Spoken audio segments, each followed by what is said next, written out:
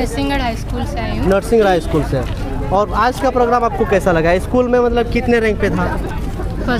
First rank पे। मतलब matric में ना? नहीं, इंटर में। कौन सा स्ट्रीम को लेकर? कॉमर्स को लेकर। चलिए कंग्रेचुलेसन सबसे पहले तो। और आपका परिचय मतलब क्या रहा? पूर्णिमा सामंत। ना? आपके परिवार में मतलब कितने सदस्य हैं? हम 4 सदस्य हैं। 4 सदस्य हैं। तो आप जो फर्स्ट रैंक लेंगे, मतलब फर्स्ट रैंक हुए हैं, तो उसका श्रेय, उसको क्रेडिट आप किसको देना चाहेंगे?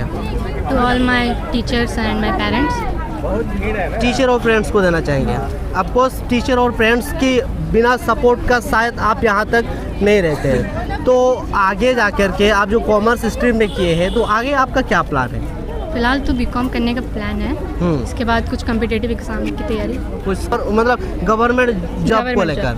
अच्छा, तो एक चीज़ मैं देखता हूँ कि बहुत सारा स्टूडेंट तो होते हैं, लेकिन टॉप 1 पर आना अपने आप में बहुत चैलेंजिंग रहता है। तो आपने किस तरह से स्टडी किया और कैसे आपने पहला रैंक हासिल किया? क्या आप बाकी दोस्तों से, क्या आप यूनिक था?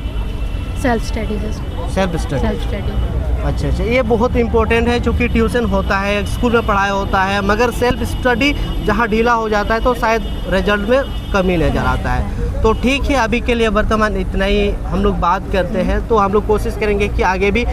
चलिए, बहुत मतलब उज्जवल भविष्य के लिए मैं कामना करता हूँ कि ज़रूर आप हमारे नरसिंहगढ़ का नाम रोशन करेंगे। और वास्तव में हमारा जो ईस्ट सिंहभूम है, अभी पूरा रिजल्ट में देखा जाए तो थोड़ा सा कमी है, लेकिन फिर भी हम कोशिश करेंगे कि सब लोग मिल करके एजुकेशन के स्तर को थोड़ा आगे बढ़ाएं। Thank you so much.